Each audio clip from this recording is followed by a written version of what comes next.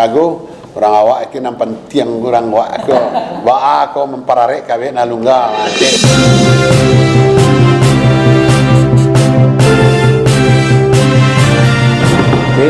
Horas Sakadongan, horas para sahabat, selamat malam, assalamualaikum warahmatullahi wabarakatuh. Kembali lagi di Bincang Lekirman. Dan kita kedatangan tamu-tamu spesial dari berbagai latar belakang budaya. Ada Bang Jo Henry dari mewakili budayawan Padang, Caniago Bang ya? Minang sama Padang beda? Sama, oh ya. Ada Bang Jo Henry Caniago mewakili budayawan Minang. Kemudian ada tulang saya ini, tulang Jim Sihaan selaku owner tempat ini. Terima kasih tulang udah meminjamkan tempat ini untuk kita, mewakili budayawan Batak. Kemudian ada Bang Mayu Daniel mewakili budayawan Melayu. Jadi yang pertama saya mau tanya ke Mas Kirman dulu nih. Tadi kita sempat ngobrol-ngobrol tadi di luar emang. Ada istilah katanya orang leseng atau apa itu ya, beloh katanya. Ini perlu nih Amang coba. Amang kan punya literasi yang banyak lah terkait budaya kata-kata Batak ini dan selenge-selengeannya ya. Itu yang perlu kita gali dari Mas Kirman. Nanti mungkin juga ke abang-abang di sini kita diskusi seputar apa istilahnya ya, bahasa-bahasa prokem atau sentilan dari budaya masing-masing gitu. Oke Bang, silakan Amang. Baik, kalau ini tips sanggara sabai nururuan, jero sini kun marga sabinoto partuturan, Sukirman Bong Jowo, Baglen Purworejo ya. Ini selalu saya sampaikan karena adong do alak Batak mendo adang Jawa ya, sedang Batak dikatanya gitu. Dibilangnya saya ini orang Batak, enggak, saya ini orang Jawa, tetap orang Jawa. Saya dikasih marga enggak mau saya bilang. Kenapa? Supaya Batak semua kawan saya. Jadi semua marga. Enggak terkotak dia kan. Ya. Kalau dikasih marga kan hanya saudaranya marga itu aja saya kan. Jadi terima kasih Saudara Manurung. Malam ini selamat malam di Kafe Tangga yang berbahagia ini. Ada Mayu Daniel, ini ahli pantun Melayu. Ada Bung Jo Henry Caniago, orang awak iki nang penting orang ako mempararek kawe nalungga mangke batang tarandam. Mangke batang tarandam. Iyo kanan orang lalukan. Seketek nang penting balik modal.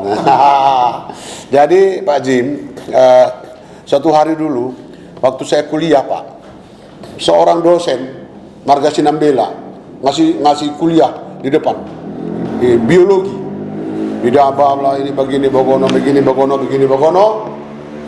Ini kan walaupun 200 orang yang kuliah ini kan karena masih tingkat 1, ini kan orang diam. Rupanya ada kawan saya di belakang, Marga Semajunta waktu itu. Belo katanya gitu. Belo. Nah, sana lagi kuliah.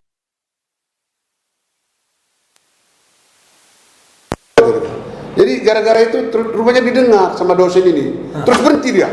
Siapa tadi yang ngomong itu tadi? Siapa yang bilang itu tadi? Apa tadi itu? Belo kata. Siapa? Saya berhenti kuliah atau saudara semua saya keluarkan? Mengaku katanya. Berarti itu negatif ya? Iya, belah semua kami kan. Gara-gara bulu. Jadi akhirnya mengakulah saya tadi Pak gitu. Diusirlah kawan ini. Siapa namanya Bang?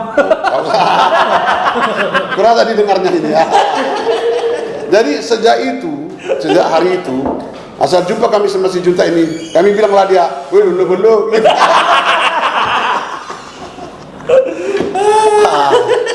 Jadi rupanya dalam bahasa Batak ini pidato seorang tokoh 1 jam song bagian terus ada nanti orang menyeluk gitu kan. Terus tawar itu hilang.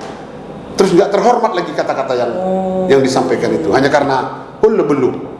Nah, maka ini ada Pak Jim ini sebetulnya artinya belu ini apa gitu.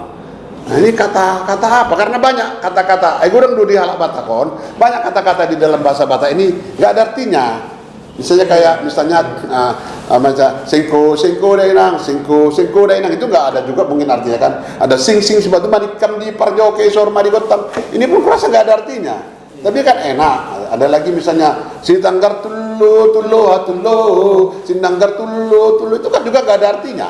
Nah, tapi enak dan itu menjadi milik seluruh dunia jadi itu.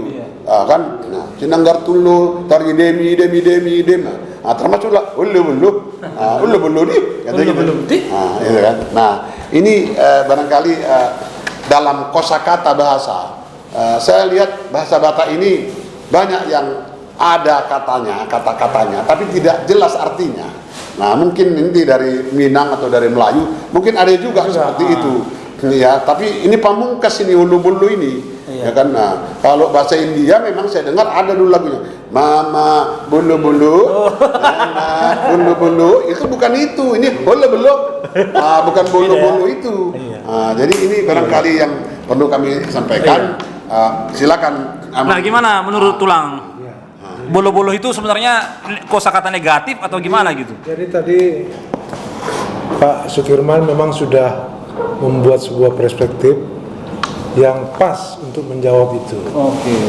Jadi kita mungkin masih ingat Naum Situmorang, terus Ismail Hutajulu, itu komponis Batak yang mengisi era tahun 60-an lagi kembali.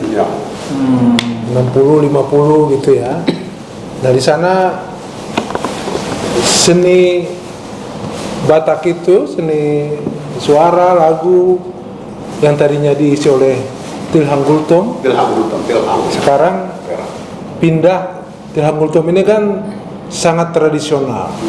Apa namanya? Semuanya nuansa itu masih tradisional. Samosir Toba ya. Tapi setelah datang komunis-komunis baru seperti Nahum, Ismail Hutajulu, dan banyak lagi itu, ini sudah mulai agak pop, agak modern. Jadi irama-irama waltz, irama caca, rumba, itu sudah mulai masuk. Yang tadinya waktu Tilhang Gultom tidak, dia seperti tadi ya, sing so itu masih eranya Tilhang. Sing so. Tapi ya seperti tadi, mungkin ada mata rantai kata-kata baru datang. Kata-kata baru yang sebenarnya dia lebih kepada mencari kesesuaian bunyi dengan irama. Jadi ada irama yang kalau diisi dengan kata-kata yang ini seperti tidak pas. Nah, keluarlah kata-kata yang sebenarnya tidak berarti tapi berbunyi.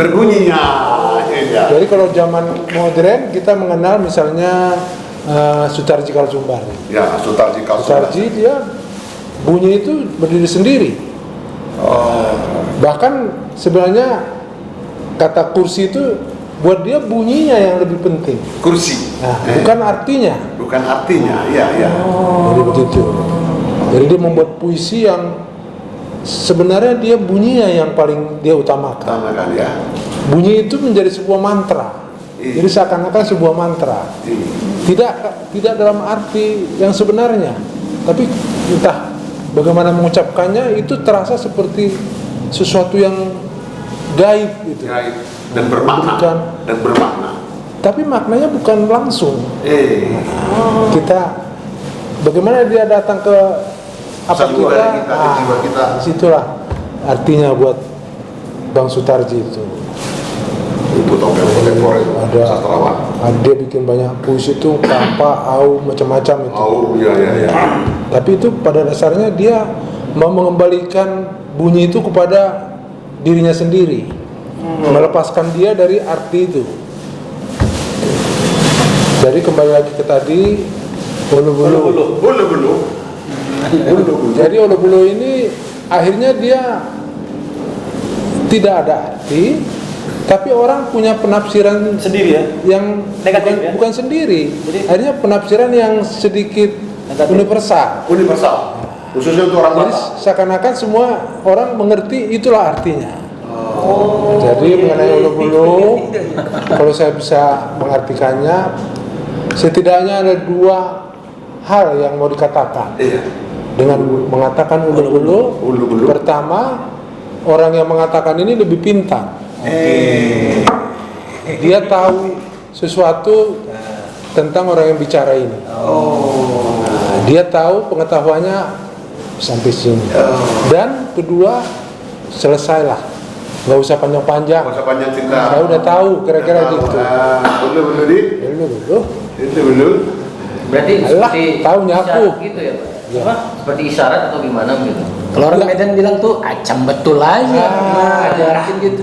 Mirip-mirip lah itu. Ulu-ulu tadi tuh Tapi seperti tapi isyarat. kembali lagi ke Sutarji, ulu-ulu ini sendiri bunyinya itu ke kita itu sudah bukan hanya artinya aja. Kita dengar itu kita udah langsung setidaknya dua hal itu masuk ke pikiran kita. Gitu. Makanya Paham itu, Pak. makanya kalau orang bilang ulu-ulu bunyi itu terus membuat kita ada ekspresinya. psikologisnya itu terus Psikologisnya. dianggapnya dia lebih pintar dari aku kira-kira begitu. Belum. Nah, dan Allah udahlah nggak usah berpanjang lah. Berarti itu yang menyebabkan tadi yang marah tadi Pak ya?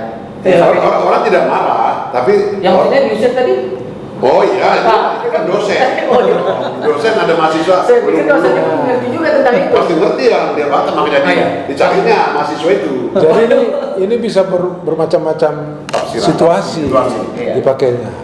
Misalnya ada kesulitan kita ucapan ulu-ulu itu menganggap alah enteng lah itu. Jadi penghiburan dia ya. Bisa juga Kasih begitu. semangat gitu ya. Bisa juga kebalikannya Tempatnya tadi. ya. Ada orang yang berteori-teori, alah udahlah teori, nah gitulah kira-kira lah. Berarti nggak selamanya negatif ya tulangnya. Jadi bisa apa Positif netral, juga, ya. netral ya. Bisa negatif, bisa positif. Iya. Nah, kalau di Minang sendiri ada nggak bahasa seperti ini, Bang Juendri?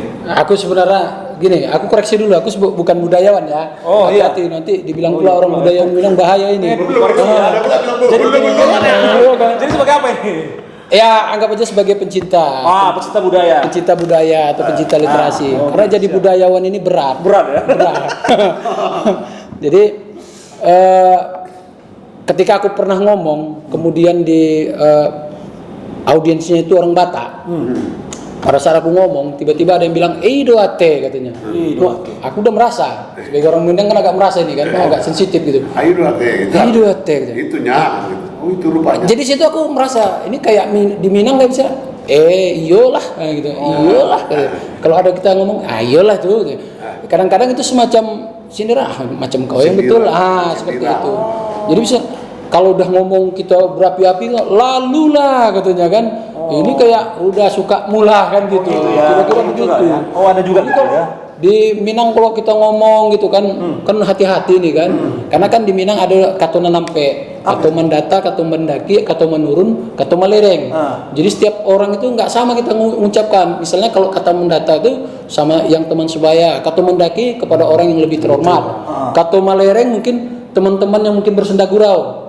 Kato menurun itu sama adik-adikan gitu yang di bawah kita umurnya. Jadi katona nampe ini selalu ditempatkan posisinya sesuai dengan siapa narasumber atau konteks ngomongnya sama siapa. Ya. Jadi komunikasi interpersonalnya seperti apa. Maka kalau kita nggak bisa menempatkan katona nampe ini, itu tadi muncul lalu lah, mungkin di situ lo ayo teh katanya macam betul aja kan gitu. Jadi ada juga padanannya ya. Ya ada juga padanannya. Nah kalau di Jawa Amang Sukirman dulu. Kalau di Jawa kayak mana Amang sebagai orang Jawa lah dulu ini. Jangan Batak dulu ya kan. Karena udah ada Batak di sini. Ya kalau orang Jawa ini kan sulit dipahami.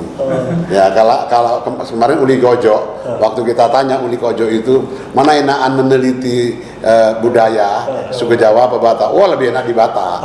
Batak itu ditanya 1, dijawabnya 10. Jadi belum kita bertanya udah dikasihnya semua pengetahuannya. Tapi kalau di Jawa ditanya 10 dapat 2 aja yang betul itu belum tentu gitu ya. Nah jadi artinya bahasa Jawa yang agak aneh itu kan ngono ya ngono, neng ojo ngono gitu kan. Nah ini kan payah mengertikannya. Ya begitulah, tapi jangan begitu katanya. Nah, bagaimana begitulah katanya. Tapi jangan begitu gitu ya. Nah jadi artinya buat saya kalau ada kata bulu-bulu gitu dalam bahasa Batak kan dikeluarkan. Orang Jawa belum tentu dikeluarkan. Oh iya. Nah, jadi artinya dia manggut-manggut juga Nggak ya kan? reaktif dia. Nggak ekstrovert ya, dia introvert. Introvert, ini, ya. ini Pak Jim suka dia pagi-pagi saya lihat bikin kiasan-kiasan bahasa Jawa kan. Tapi yang Jawa itu ya ngono neng ojo ngono gitu kan. Payah itu artinya. Ya, dalam itu ya, mana Begitu ya begitu, tapi jangan begitu. Nah, gimana itu artinya? Nah, kalau Melayu Bang Daniel gimana Bang Daniel Melayu? Kalau oke. Kita kan mengetahui sama-sama bahwa bahasa Melayu ini kan bahasa Indonesia ini kan banyak diambil dari bahasa Melayu. Jadi makna-makna kata-kata itu kan banyak di bahasa Melayu itu ya pasti dari karena asalnya itu berasal dari bahasa Melayu. Bahasa Indonesia ini ya tentu maknanya banyak. Tapi ada juga kadang-kadang bahasa Melayu ini seperti yang itu sama juga karena Minang ini juga termasuk rumpun Melayu juga. Ya. Jadi kalau umpamanya orang udah terlalu banyak berbicara, umpamanya begini begitu, langsung dia, iyalah tuh, katanya. Kalau udah kata-kata iyalah tuh, artinya udah nggak bisa didengarkan lagi gitu. Kan berarti, iyalah tuh, artinya dia ada rasa seperti nggak percaya, seperti tidak yakin, ataupun udahlah itu, yakin gitu kan, itu aja pun kau ceritakan.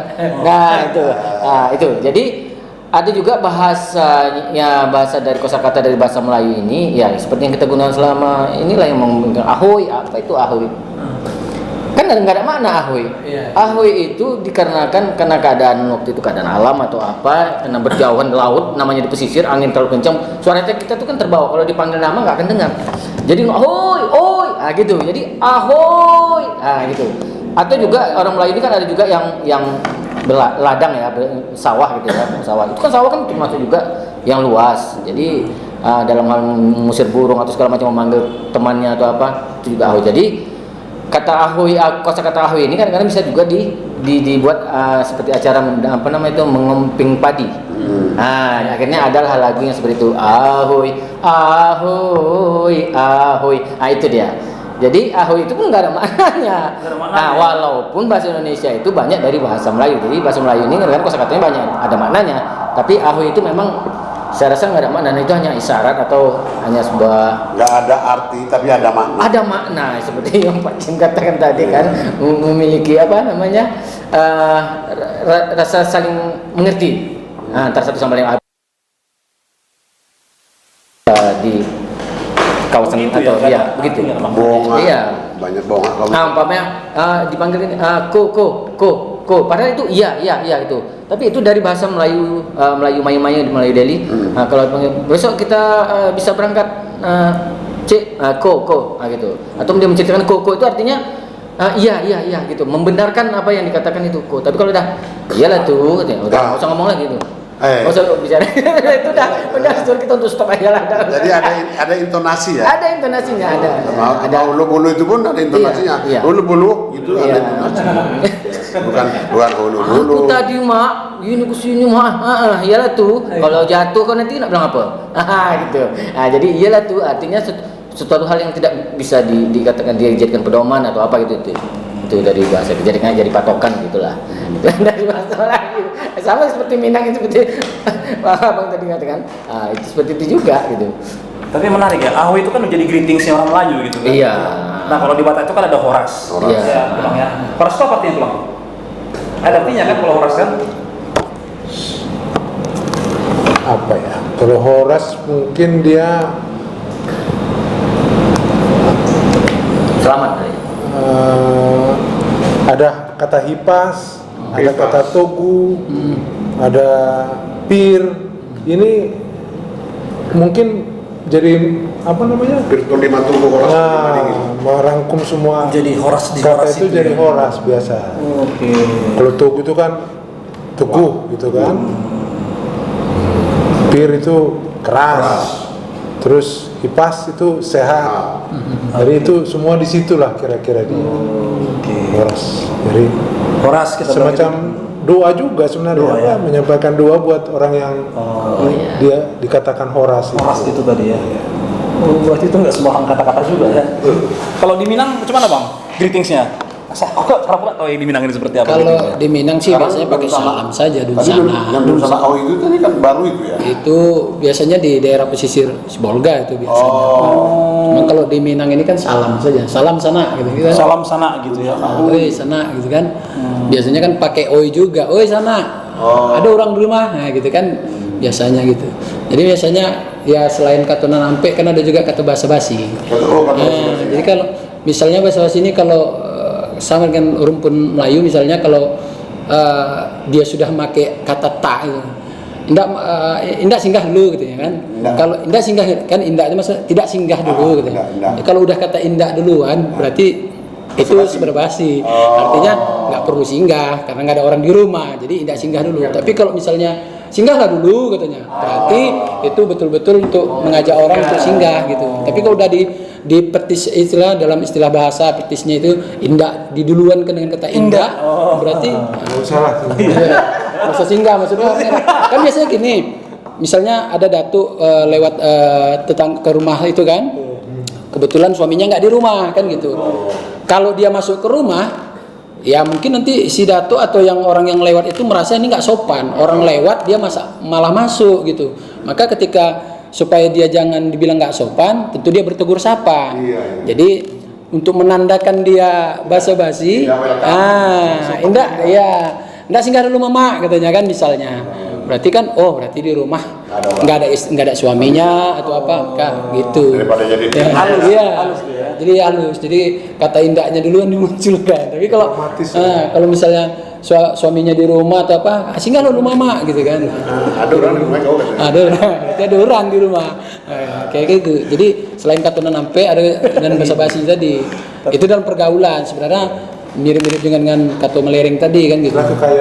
Kekayaan budaya tadi. Kaya sekali budaya. Kadang-kadang aku teringat juga bang seperti yang bilang tadi. Kita kalau berkunjung ke rumah orang gitu kan pas mau pulang, nggak makan dulu kata. Nggak makan dulu. Padahal kata nggak duluan ya.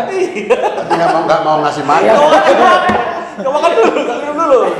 Tapi di Batak kan begitu juga. Kalau misalnya kita datang ke rumah orang Batak, kemudian dia sudah mau nyiapkan makan, tiba-tiba kita bilang, aduh, aku mau keluar kan gitu kan. Tapi kalau bilang, bah, nggak kau makan lagi nasiku, berarti udah nggak mau bersaudara kan gitu. Kalau makan tetap mau makan nasiku.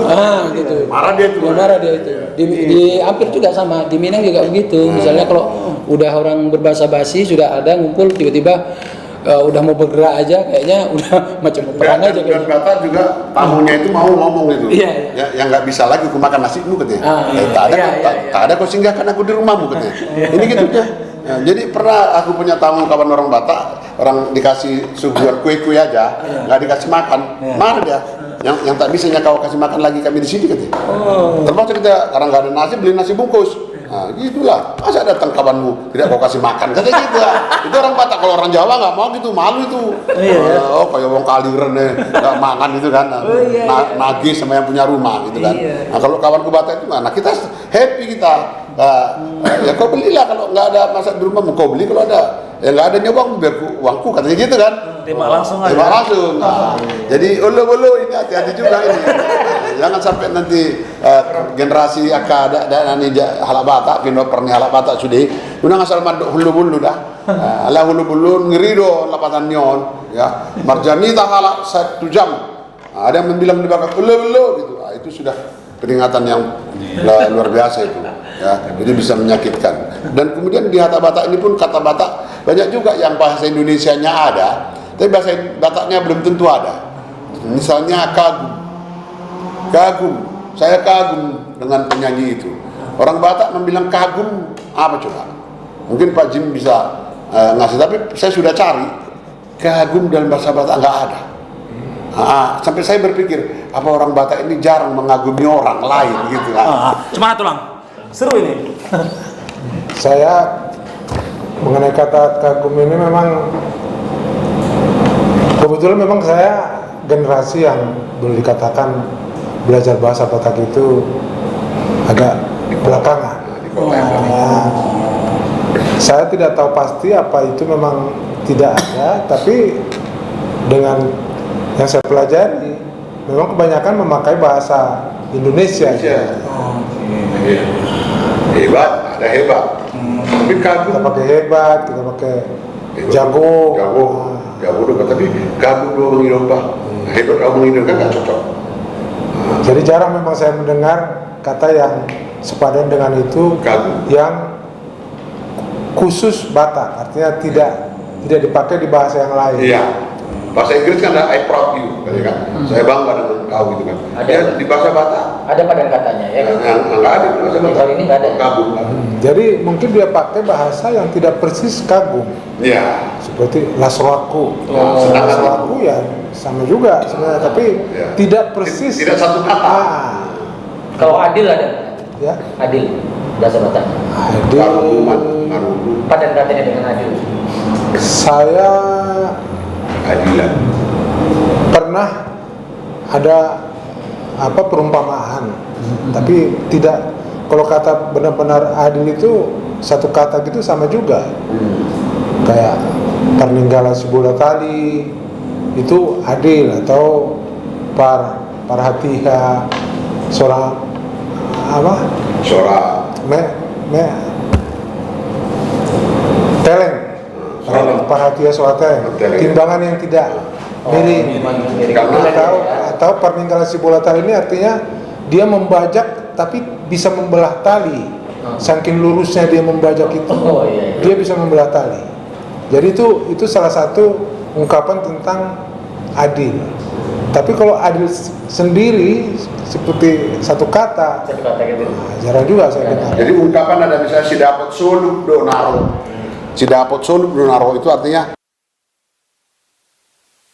akan mendapat ukuran-ukuran Dia memakai ukuran di situ. Nah, jadi kalau kita pergi ke suatu pasar, Di situ angin dijunjung, di situ apa? di sini di ma bumi dipijak, di sini langit dijunjung. Nah, jadi si dapat suluk donaro misalnya kita pergi ke suatu pekan. Jangan kita memaksakan. Nah, kita mau jual beras. Ukuran beras itu ukuran orang yang ada di situ. Misalnya satu bambu. Nah, satu bambu 100 Oh, perak. berarti hitungan takarannya itu. Nah, takaran itulah adil di situ. Kalau di tempat kawan nanti mungkin ukurannya lain, itu urusan di situ. Nah, tapi si dapat suluk donaro, kalau kita datang ke situ ikutlah ukurannya di situ. Masing-masing tempat punya aturannya. Dari masing-masing ya. Kearifan itu. Nah, itulah salah satu adilan. Jadi kalau kata adil sendirian agak sama dengan kagum tadi. Oke, ini luar biasa bincang-bincang kita malam ini.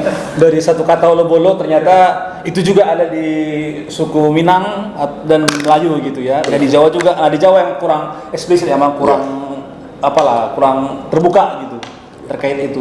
Oke, untuk mengakhiri diskusi kita ini silakan Mas Kirman ditutup. Baik, mau lihat mah di kita sudah pindah pernyalak bata bincang lagi Kirman. Belum. Oh, lu. Belum nih katanya kan. Jadi ini satu kata yang unik. Saya minta kepada ahli-ahli bahasa Batak ya tolong digali lagi ini karena kita punya Fakultas Sastra jurusan Sastra Batak. Ada juga kata yang lain, Pak. Nah, banyak kata yang lain. Saya dari Baidro. Baidro. Oh iya. SPGR, Sepanggaron, Petang Sobila, katanya banyak kata-kata seperti itu. Iya. Nah, mungkin akan kita gali lagi dalam bincang lekirman yang lain. Horas Madi Hita Sudena, dan saya ingin sampaikan kepada seluruh kawan-kawan kita, ada yang mengatakan bahwa tugu urat ni bulu tuguan urat ni padang, tugu hatani tuguan dupe hatani padan.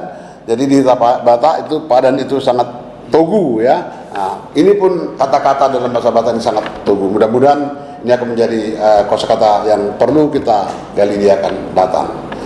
Horas, bertemu jangan jemu, berpisah jangan gelisah. Oke.